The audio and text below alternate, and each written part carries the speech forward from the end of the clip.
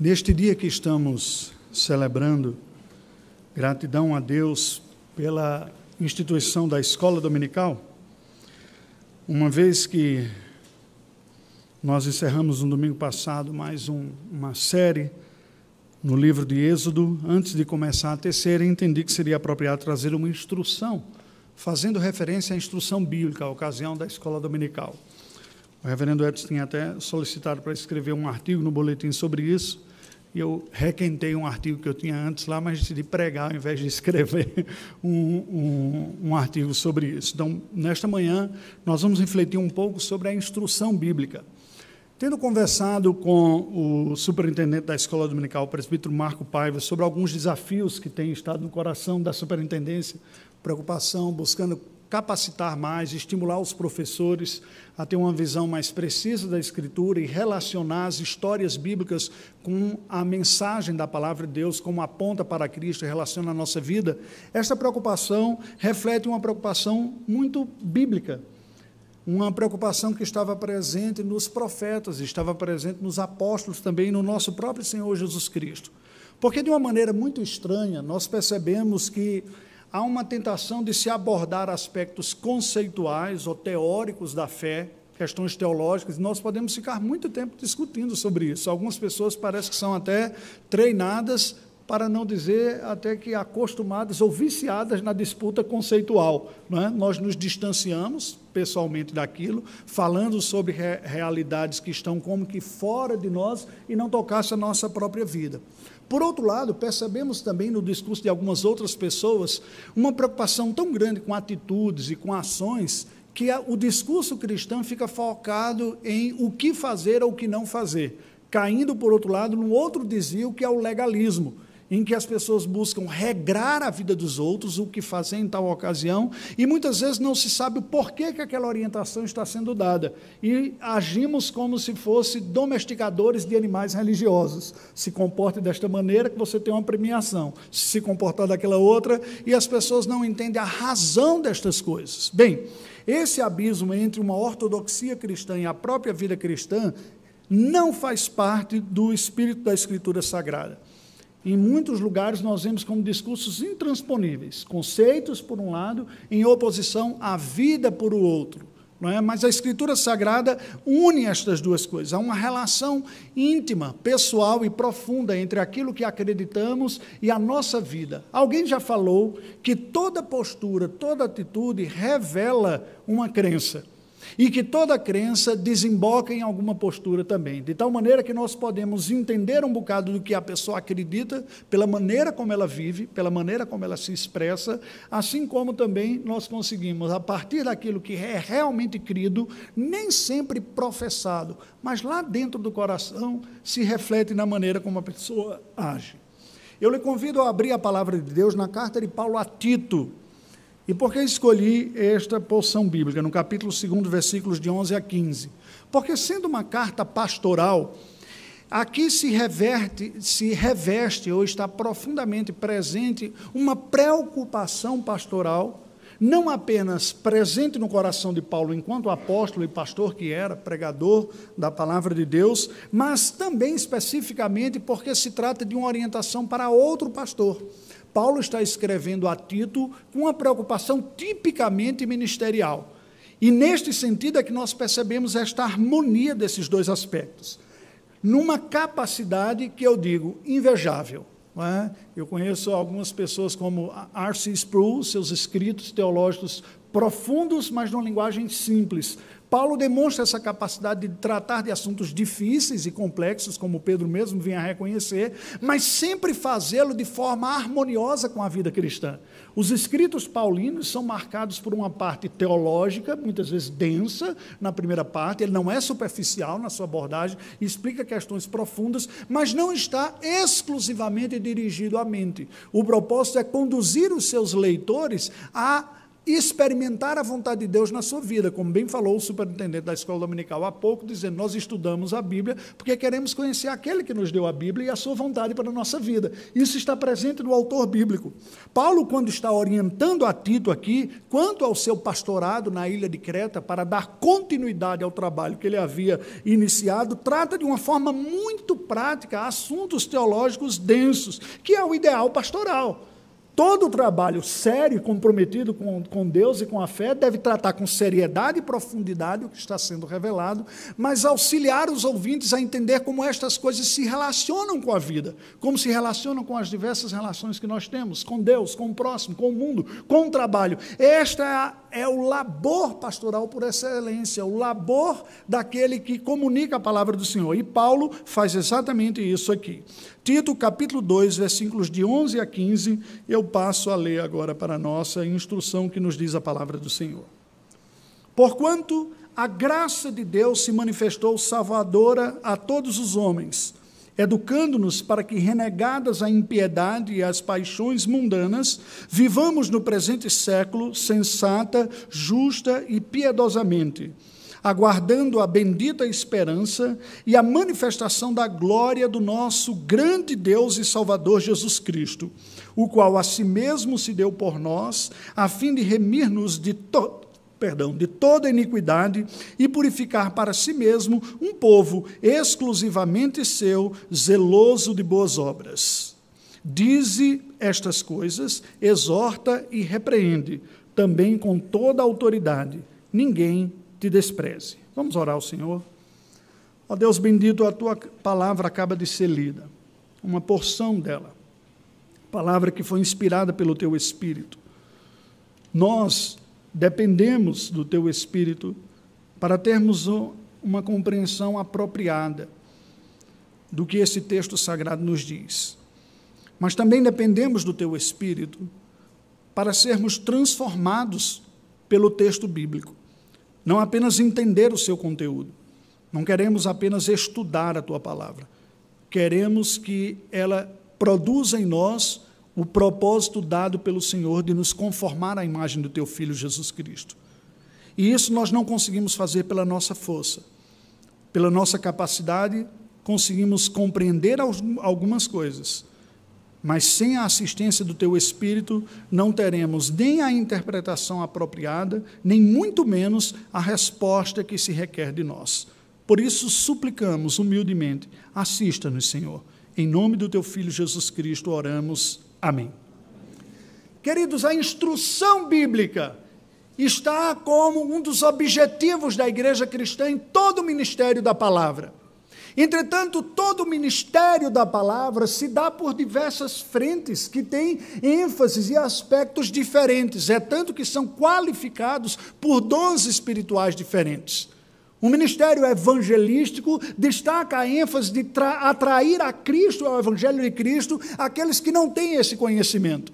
O ministério missionário consiste em levar o reino de Deus pela palavra de Deus em lugares em que a igreja está fraca ou ainda nem sequer nasceu. O ministério do aconselhamento ou da exortação consiste em caminhar ao lado de alguém, ajudando a enxergar a vontade de Deus para as suas necessidades diárias. O ministério do discipulado consiste nesse pastoreio particularizado em que aquele que está discipulando se põe lado a lado com aquele que está sendo discipulado para vê-lo crescer no conhecimento de Deus e de sua vontade. O ministério, portanto, da pregação da palavra é aquele que consiste em anunciar a palavra com autoridade e poder para que as pessoas sejam por elas desafiadas para encontrar Deus na vida e saírem motivadas para cumprir a sua vontade. E várias outras frentes do ministério da palavra tem. Em todos estes aspectos, nós vemos que a instrução bíblica faz parte. Porque a palavra de Deus não produz os seus efeitos de uma maneira mística ou transcendental sem a compreensão bíblica. Nós vemos o Senhor Jesus descrevendo na parábola do semeador como a compreensão é essencial, de tal maneira que aqueles que não compreendem a palavra são como aquela semente que caiu na beira do caminho, e veio o diabo e arrebatou, nos diz a palavra do Senhor, explicando o nosso Senhor Jesus Cristo. Mas a boa terra que produz frutos, diz, é aquele que ouvindo entende a palavra e ela produz frutos. Portanto, a instrução é parte extremamente essencial da vida da igreja e podemos até dizer, é o coração do ministério pastoral, é a instrução. Agora, a maneira como essa instrução é dada e a ênfase depende das competências espirituais e depende dos ambientes também. Como conservadores, nós somos muitas vezes tentados a acharmos que a instrução bíblica é um objetivo final da comunicação. E não é. É um meio. A graça de Deus ser conhecida e experimentada através da instrução bíblica é o objetivo de todo o ministério da palavra. Nós não produziremos nenhum tipo de benefício espiritual se o nosso objetivo for tão somente dar a conhecer estas coisas. Há figuras bíblicas e personagens que eram extremamente conhecedores, mas isso não produziu nenhuma transformação espiritual. E nós podemos dizer até o absurdo do exemplo do próprio Satanás, que conhecia a Escritura ao ponto de tentar o próprio Cristo citando a Escritura Sagrada. Ele seria um excelente aluno de escola dominical, ganharia todas as gincanas que nós promovêssemos aqui, estaria presente em todos os debates e seria elogiado pelo professor, dizendo, um aluno competente, entendeu bem o conteúdo. Não é? O que nos mostra que mais do que simplesmente conhecer, é o que nós fazemos com este conteúdo, é o que nós fazemos enquanto alunos e também enquanto professores. A preocupação de comunicar a palavra de Deus como um meio da graça do Senhor para alcançar vidas e transformar pecadores em discípulos de Jesus Cristo é o objetivo. E é neste sentido que a escola dominical se diferencia de outras escolas. Se outras escolas, numa mentalidade ocidental, contemporânea, que é influenciada pelo pensamento grego, têm como objetivo principal oferecer um conteúdo em termos curricular, a escola dominical e a instrução bíblica como um todo tem o propósito de fazer do conhecimento um meio para um fim, que é a vida. O conhecimento de Deus, a comunhão com Deus, se tornar discípulo de Cristo. Isso deve estar presente no coração de cada professor que vai ministrar a sua aula. O que o texto bíblico quer nesta passagem? Quer levar o leitor ao quê? Conhecer Deus, arrepender-se, santificar-se, adorar, fortalecer a sua fé. São inúmeros os verbos. Eu me lembro de um professor que tive na época do seminário, que nos chamou a atenção muito seriamente, porque ele diz, vocês, olhando as atividades homiléticas, eu percebo que vocês parecem que só tem um verbo na homilética. Todo o sermão de vocês visa ensinar. Ensinar. Ele diz, a única coisa que a sua igreja tem a receber de você é ensino. Isso está complicado. Porque a palavra de Deus apresenta inúmeros verbos. Levar-nos ao arrependimento, à santificação, ao convencimento, à transformação, à adoração, à edificação do seu reino. Há inúmeros propósitos, nós não podemos entender e reduzir tudo à instrução. A instrução é um meio para um propósito maior, não é um fim em si mesmo. Quando Paulo escreve estas coisas, ele está escrevendo a Timóteo dizendo, você precisa entregar uma instrução à sua igreja, você precisa dar continuidade à obra que começou, e lembra, toda a instrução bíblica tem um propósito de ser instrumento da graça de Deus, porque a graça de Deus se revela através do ministério da igreja. E é sobre isso que eu gostaria de falar nesta manhã. A instrução bíblica que revela a graça de Deus. Portanto, que é canal da graça de Deus e não um fim em si mesmo. Essa instrução que nós recebemos dos professores, mas que os pais devem ser os instrutores dos seus filhos na sua própria casa. Você que tem um irmão em Cristo, alguém com quem você conversa e percebe que falta algo na vida dessa pessoa que você pode contribuir, a instrução visa esta contribuição. Paulo vai nos apresentar aqui a instrução bíblica que revela a graça de Deus como sendo, em primeiro lugar, uma graça salvadora sem acepção. Olha o que nos diz aí, versículo número 11, diz que esta graça se revelou salvadora a todos os homens. O que é que Paulo está querendo dizer com isso? Eu ouvi certa vez um certo pregador conhecido no Brasil dizer, vou destruir o calvinismo com um só versículo, e citou esse versículo aqui. Ele falou assim, a graça de Deus se revelou salvadora com todos os homens, mostrando uma absoluta ignorância da até a maneira de pensar típica dos apóstolos. Lembremos, Paulo é judeu, assim como todos os autores bíblicos, à exceção de Lucas, o que fazia com que ele olhasse o mundo a partir de uma ótica aliancista de judeus.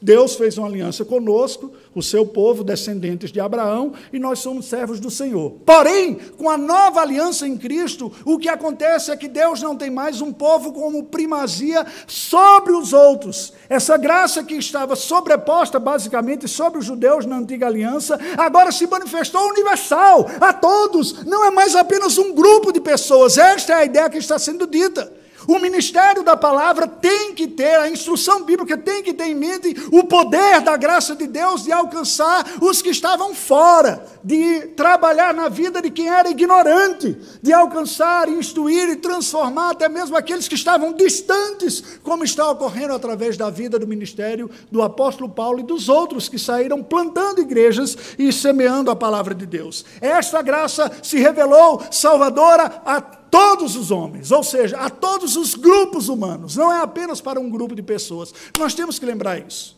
Alguém já falou, e nós conversávamos anteriormente, como desde o início, como bem lembrou o reverendo Edson hoje, a escola dominical, por exemplo, foi um instrumento muito eficaz de evangelização, o ministério da palavra.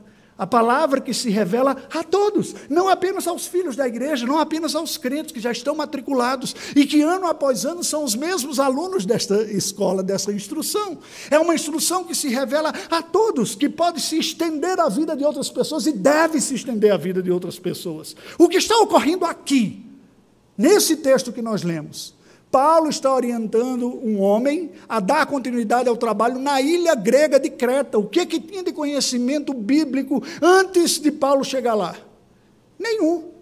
Mas a graça de Deus, que agora está se mostrando universal, chegou, e a instrução bíblica deve continuar trabalhando na vida destas pessoas. Ela se mostra eficazmente redentora a todos os grupos humanos, sem acepção de pessoas, altos e baixos, negros, brancos, homens, mulheres, ricos, pobres. Esta graça de Deus quebra todas as barreiras e alcança, e isto é a beleza do ministério da palavra na nova aliança.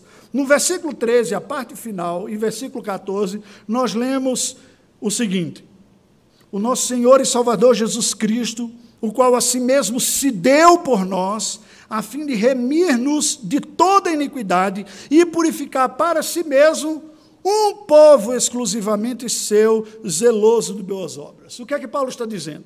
Por que, Tito, eu estou exortando você a exercer este ministério da palavra e instruir outras pessoas? Isso vale para Tito, vale para nós pastores, vale para os presbíteros, professores de escola dominical, vale para os pais com relação aos seus filhos, vale para você que é cristão com relação ao seu amigo, que a providência divina colocou ao seu lado, no seu ambiente de trabalho, na sua rua, na sua cidade. Todo você que tem este conhecimento, a graça de Deus se mostrou salvador, e o próprio Cristo é potencialmente aquele a ser conhecido através da sua vida, como estava ocorrendo em Creta. Ele diz: Cristo a si mesmo se deu por nós.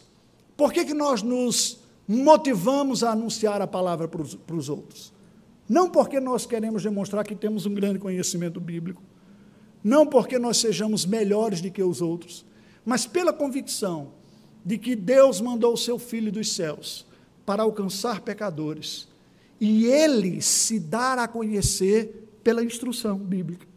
Quando compartilhamos a palavra de Cristo, quer de uma maneira mais formal, quer de uma maneira informal, nós estamos dando a conhecer esse Cristo que se deu por nós e que revela o seu propósito de remir, resgatar, comprar, purificar de toda iniquidade, atrair para si um povo exclusivamente seu, gente que Deus vai dizer: esse eu estou chamando para mim, o meu filho se deu por vocês, e o meu filho está chamando vocês pela voz daquele que abre a boca e fala a palavra, não apenas no púlpito, mas em casa, na vizinhança, no trabalho, numa conversa, numa oração, num aconselhamento. Preste atenção, quando você compartilha a palavra de Deus, você deve fazê-lo na certeza de que é o próprio Cristo que se dá a conhecer através das palavras dele. Nós somos apenas um canal para que ele se dê a conhecer e resgate um povo para si, um povo que ele vai trabalhar na vida. É verdade que as respostas das pessoas são diferentes na intensidade, na velocidade, mas Deus vai trabalhar na vida de todos. A ilha de Creta tinha alguns pecados até culturais. Paulo vai dizer que já há uma fama correndo no mundo de que o cretense era um tanto quanto preguiçoso, Ele diz, como diz alguns dos poetas de vocês aí. Mas isso, a graça de Deus também vai trabalhar oportunamente. Tudo começa com olhar para Cristo como Senhor e Salvador da sua vida. E à medida que vamos conhecendo mais de Cristo, o seu senhorio vai se manifestando a cada área da nossa vida. É isso que ele diz, Deus está chamando um povo exclusivamente seu, zeloso, dedicado de boas obras, que há de responder. Jesus Cristo é a causa eficaz da graça salvadora, não é a nossa inteligência. Queridos, eu gostaria de ser mais maduro e piedoso nesse aspecto. Não poucas vezes, ao longo da minha vida no ministério, inclusive na experiência missionária, fui tentado a acreditar nas competências que recebi de parte de instrução para comunicar o ministério. E Deus, que ama os seus filhos, não quer vê-los de forma equivocada, sabe lidar conosco. E me quebrantou e me humilhou, como está dizendo, Raimundo, sou eu que faço, não é a sua competência. A competência é mero instrumento. Quem atrai, quem converte, quem santifica, quem produz, sou eu. Talvez você seja mais maduro que eu e consiga fazer uma distinção muito tranquila no seu coração entre o que Deus está fazendo e você simplesmente como um canal. Muitas vezes estou tentado a perder isso de vista e preciso me lembrar o tempo todo. Deus usa pela sua graça. É a maneira dele fazer, e por isso mesmo, tanto aquele que tem mais quanto o que tem menos podem ser úteis no seu reino. Lembra da parábola dos talentos? Um recebeu 10, o outro recebeu 1, todo mundo vai prestar conta com a medida que recebeu, não com a que não recebeu. Alguns se veem, pastor, mas eu tenho tão pouquinha instrução, eu não sei falar, eu não sei dizer. O que você tem, comunique. Cristo é poderoso o suficiente para usar o pouco da semente que você tem para produzir esta nova vida. Ele é a causa eficaz de existir a igreja. O que é que nós vemos aqui? Paulo está explicando que o favor e a bênção de Deus são reveladas através de Cristo, rompendo as barreiras humanas, não limitadas a judeus ou religiosos, mas indo alcançar pessoas de origens distintas e de práticas distintas, porque Deus é eficaz, é eficiente em resgatar um povo escolhido seu do pecado e da miséria para si mesmo, para a sua santidade e glória. Ele é poderoso para fazer isso. O ensino desta porção é, através da obra de Jesus Cristo, a graça de Deus é derramada sobre todos os grupos humanos, de onde ela haverá de salvar um povo de quaisquer níveis de pecado, não importa, resgatando-os exclusivamente como um povo para Deus em sua santidade. Esta deve ser a motivação missionária por excelência. E é isso que nós vemos em toda a instrução bíblica. Quando na lei de Moisés ainda, nós lemos Moisés dizendo, olha, medita nessa lei dia e noite, ama o Senhor do teu coração, inculca na cabeça dos teus filhos ao sentar, ao levantar. O que ele está dizendo? Seja você instrumento de instrução dos seus. Isso não é um privilégio dos especialistas. Gente, preste atenção.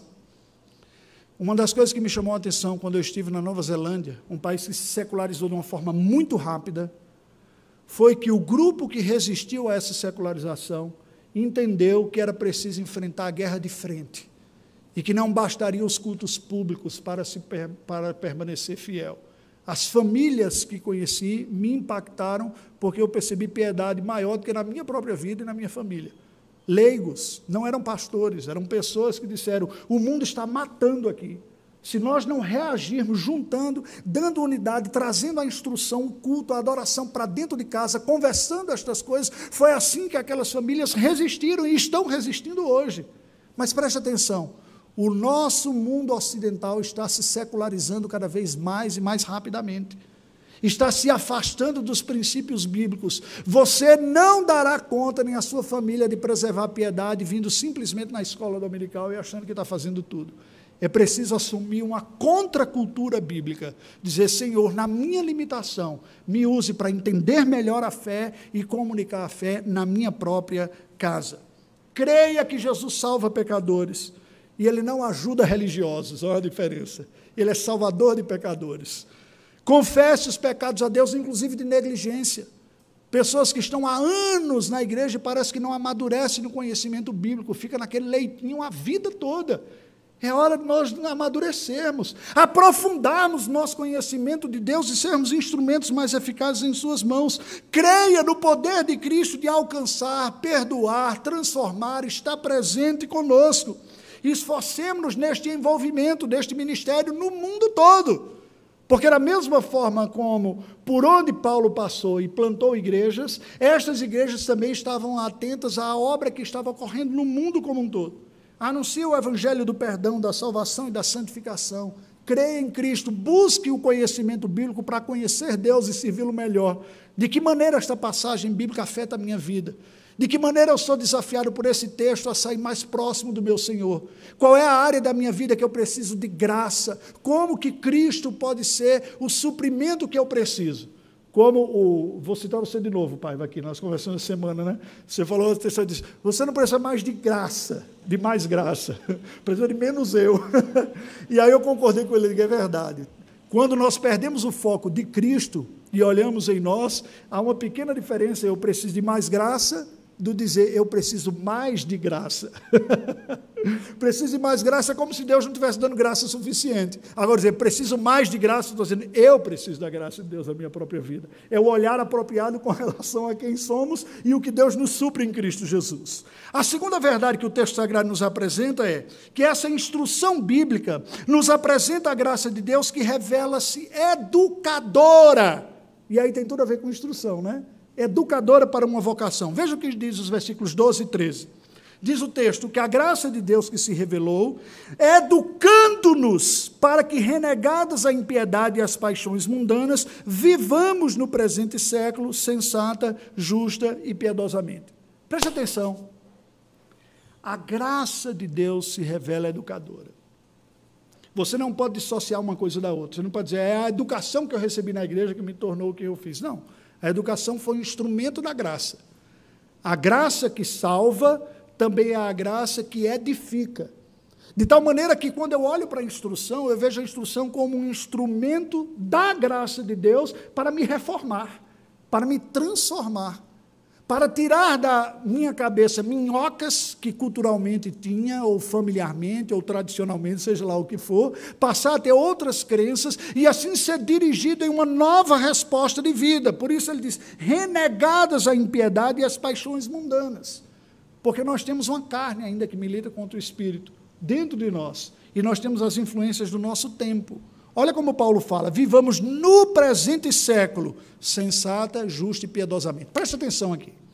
Uma das coisas que eu percebo, que vem especialmente sobre quem estuda teologia, e a gente fica encantado com a história da igreja, a época da Reforma Protestante, eu mesmo muitas vezes abriguei isso, que período glorioso, como seria bom se a gente vivesse novamente a Genebra dos dias de hoje e tal. Qual é o problema desse tipo de pensamento? É porque ela fica no saudosismo e não consegue perceber que nós somos chamados para viver no único tempo possível de viver, o presente. Você não é chamado para viver no passado. No passado viveu o seu avô, viveu a sua bisavó, viveu o seu tataravô, viveram os reformadores. Aquele mundo não existe mais. E, significativamente, ele mudou no século XX. Nós não vivemos em uma sociedade de bases culturais e valores cristãos mais. E isso está ficando cada vez pior. Nós temos que entender que pela primeira vez na história do cristianismo, desde Constantino até o presente momento, o cristianismo não conta com nenhum Estado forte no mundo mais a seu favor. Desde Constantino até o século passado sempre teve. De trás para frente, Estados Unidos, nações europeias, o império que foi cristianizado, até Constantino. Nós vivemos dias semelhantes à igreja primitiva, quando nenhum governante era a favor do cristianismo. No máximo tolera, mas a favor não mais. E nós temos que discernir esse tempo e dizer como nesse tempo eu vivo para a glória de Deus. E para isso alguém já falou, nós temos que voltar para o básico. Nós temos que voltar para a instrução bíblica em casa, para a adoração. Nós temos que voltar para uma postura de ser contra a cultura. Não funcionará mais aquele negócio de eu vou dar um bom exemplo, ser um bom funcionário, e as pessoas vão me entregar uma plaquinha no final do mês, de bom exemplo, que bom testemunho você deu, eu estou interessado na sua fé. Não! O bom exemplo hoje é questionado. Ser homofóbico, racista, sexista. O que seria o bom exemplo cristão é tido como criminoso e intolerante. Nós temos que entender que a pegada agora é uma outra realidade, é voltar para o básico de vida com Deus, de resistir aos pensamentos desta geração, para viver uma piedade segundo a vontade de Deus, não segundo os louvores do mundo.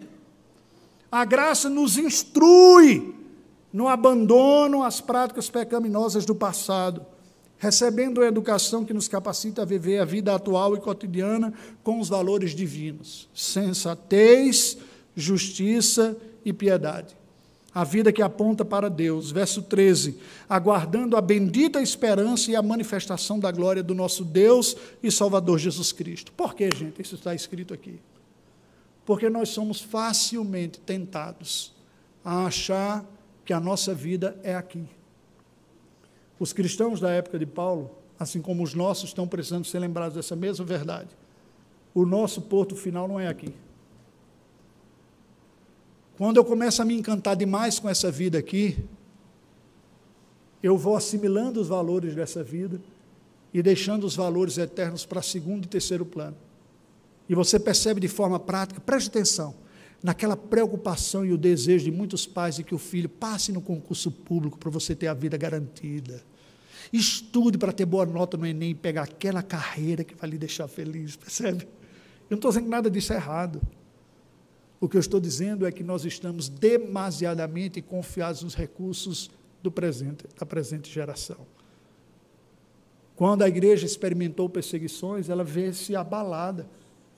E aí ou você acredita na realidade que transcende a vida presente, que vai para a eternidade, ou você não aguenta os desafios que estão presentes.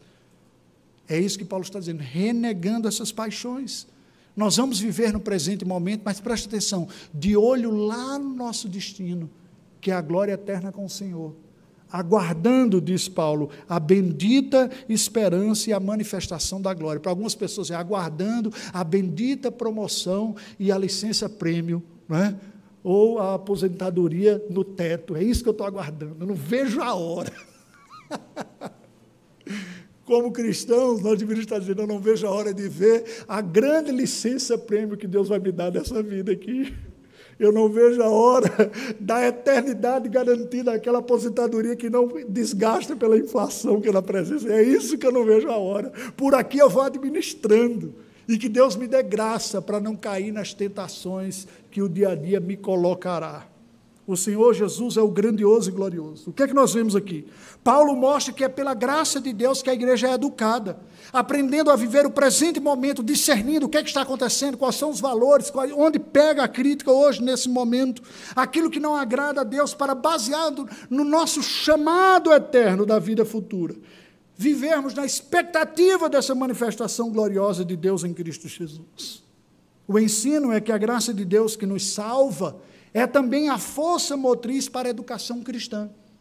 Eu não apenas aguardo o céu, eu sou educado por essa graça para viver aqui, reorientando a minha mente e o meu coração, reconhecendo um padrão de vida mais elevado que vem dos céus, a santificar as minhas relações todas, a viver a transitoriedade da vida pautado pela eternidade com Deus. Isso me faz lembrar o período medieval, quando os herdeiros do trono e os nobres tinham responsabilidades e recebiam treinamentos variados, pois eles eram treinados para ocupar os postos aos quais eles foram destinados pela interpretação, a vocação divina pela providência para ocupar. Esta ideia de que Deus tudo dirige e Ele me deu uma vocação, inclusive natural aqui, eu vou cumpri-la de uma maneira piedosa, porque até a ação bélica poderia e deveria ser feita de uma maneira piedosa. Mas isso a gente pode falar em uma outra ocasião. Querido, pense um pouquinho. O que você precisaria aprender na sua vida cristã sobre ser cristão? Você acha que nós estamos de licença aqui, estamos como num resort, o mundo é um palco de divertimento em que apenas eu trago um conjunto de regras para viver? Não é. É uma batalha. Dentro de nós, com a natureza adâmica que ainda resiste, fora de nós, com uma sociedade que não conhece a Deus e que se afasta ainda mais, e espiritualmente também, porque temos opositores espirituais. Temos essas frentes. Por isso nós devemos estudar a Bíblia com afinco, não simplesmente cumprir tabela, fazer aquele plano de leitura, dizer o que a palavra está a me dizer hoje, fazer uso dos recursos que a palavra de Deus nos dá.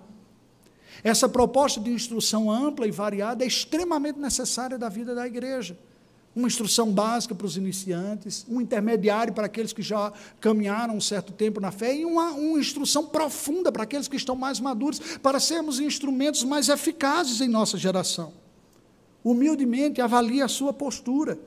Que práticas precisam ser reformuladas na sua vida? Que aspectos você percebe que está sendo negligente ou tem fraqueza espiritual ou ineficácia na sua vida? E como em Deus, na sua palavra, isso pode ser mudado em Jesus Cristo. Dirija a sua mente para a eternidade, para a santidade de Deus. Cristo não é uma filosofia, Ele é uma pessoa, e é a fonte de toda a piedade que nós precisamos. Deixa eu dizer uma coisa boa, paradoxalmente, do reino de Deus. Toda vez que a graça de Deus nos alcança, ela mostra nossas incompetências, para que nós humildemente busquemos em Cristo o que em nós falta. E é assim que nós nos tornamos dependentes de Cristo. Isso é cristianismo. O cristianismo é precisamente aquela religião das pessoas que diz, sou carente, e Cristo tem, e Cristo é a fonte do que eu não consigo ser. E eu busco em Cristo o que eu preciso mudar. E esta realidade vem sobre nós, vai sobre os outros também. Paulo conclui esse texto no versículo 15, dizendo, dize estas coisas, exorta e repreende também com toda a autoridade. Aqui me parece bem aquela tensão típica de quem está fazendo uso da instrução bíblica. Se por um lado nós podemos ser tentados a achar que temos conhecimento e, portanto, autoridade suficiente para falar com altivez, ou temos uma dedicação suficiente para termos autoridade prática na vida para falar, nós incorremos numa tentação de orgulho e de prepotência. Aqueles que haverão de ser sinceros e forem objetos da graça de Deus, entenderão que são pecadores e falhos, e serão tentados a querer até nem assumir uma fala muito ousada que diz, a Bíblia diz que é melhor não ser muito mestre, porque senão a cobrança vai ser maior. Como é que resolve isso? Resolve da seguinte maneira, lembre-se que a autoridade é de Deus. A Bíblia é autoritária, absolutamente independente da minha vida. O que ela diz não depende de mim. Agora, ela diz primeiro para mim. Então, se eu quero instruir a vida de outras pessoas, eu tenho que me chegar a esse texto com humildade, dizer assim, o que eu preciso disso daqui? E você pode chegar, às vezes, à conclusão que aquilo que aquela pessoa está ao seu lado falando, ela pode até estar melhor do que você naquilo lá. E aí seja sincero e diz, olha, a verdade bíblica a esse respeito é essa. Eu ainda estou lutando para crescer nessa área daqui. Porque a autoridade é de Deus. O que Deus está falando através de Paulo para Tito aqui é o seguinte, diga essas coisas, repreenda, com toda a autoridade, ninguém te despreze, por N motivos que venha a desprezar. Por vários motivos nós podemos ser desprezados. Esta mensagem da satisfação deveria estar na boca de Tito, porque deveria ser a dinâmica da vida de toda a igreja verdadeira e saudável. E Tito não deveria permitir que ninguém o desprezasse no seu exercício pastoral de exortação à santidade. Pelo contrário, quando necessário, ele deveria repreender os fiéis, sabendo que é a palavra de Deus, mas entendendo que é em Cristo Jesus que todos, tanto ele quanto os seus ouvintes, encontram o que precisam. E eu vou terminar dando uma ilustração de um oficial que eu respeito e que veio conversar comigo depois de alguns anos estando afastado da docência do ministério na igreja. E disse, eu fui convidado para novamente ensinar na vida da igreja, e eu estou temeroso, porque eu percebo que eu sinto que eu não estou à altura deste ministério de falar. E eu disse para ele o seguinte, eu lhe conheço, eu sei que você é cristão sincero, estudioso das Escrituras, e o que eu recomendo para você é, anuncie para os seus alunos o Cristo que é para você. Aquele medo de querer ser pelos outros tido como um modelo imperfeito, ele diz, mostre para os outros o Cristo que você, na sua própria vida, tem precisado e tem buscado também. É assim que nós agimos. Nós chegaremos para os outros e falamos, por que Jesus é o objeto do meu amor, do meu encanto, é o meu Senhor? Porque Ele é gracioso, porque Ele perdoa, porque Ele santifica, porque Ele tem paciência, porque Ele não desiste de mim e nem de você. E essa instrução bíblica se mostrará eficaz a transformar a nossa vida e também a vida de outras pessoas. Oremos ao Senhor. Deus bendito, nós te rendemos graças pela tua palavra, viva e eficaz, te louvando pela verdade de que a tua graça é redentora. Se mostra vencedora dos obstáculos que nos dividem por razões naturais, sociais, históricas, econômicas, étnicas, de sexo. A tua graça se mostra redentora para todos os segmentos. Mas a tua graça, pela instrução bíblica, também se mostra educadora, e nós precisamos ser educados por ti. Transformados em nossa compreensão, termos uma visão mais profunda, mais acurada da Escritura Sagrada e da época em que nós vivemos. Temos a nossa vida marcada pelo temor a ti, Senhor Deus, não o temor dos homens. Pelo amor a ti acima de tudo, não pelo amor às bênçãos que tu nos tens dado. Somos naturalmente incompetentes para isso, e por isso te louvamos pelo teu Filho Jesus, Redentor gracioso, nosso primeiro, mas também de tantos outros que tu tens chamado pela tua graça. Intercedemos em favor dos professores da escola dominical, daqueles que fazem uso do ministério da palavra, os oficiais presbíteros da igreja, professores, pastores. Intercedemos em favor de nós que somos pais desta primeira sala, primeira congregação, a mais difícil de ser trabalhada, que é a nossa própria casa. Ajuda-nos, Senhor Deus, a não sermos negligentes, a levarmos uma instrução bíblica humilde, reconhecendo falhas, inclusive, dentro de casa, apontando para o Redentor que é Cristo e não somos nós. Ajuda-nos a mostrar para os nossos filhos que nós temos em Cristo nosso Salvador também, aquele que nos perdoa e a quem recorremos devido às nossas falhas. E assim ajuda-nos também nessa presente geração a sermos instrumentos eficazes em tuas mãos. Intercedemos em favor da escola dominical, do ministério da palavra desta igreja, Senhor Deus. Não apenas o púlpito, mas as diversas frentes. Capacita-nos a garimparmos mais profundamente e ricamente para acharmos o Senhor, que se revela pela tua palavra. E a tua graça, que perdoa, santifica, capacita. Ajuda-nos, Senhor Deus. Em nome de Jesus oramos. Amém.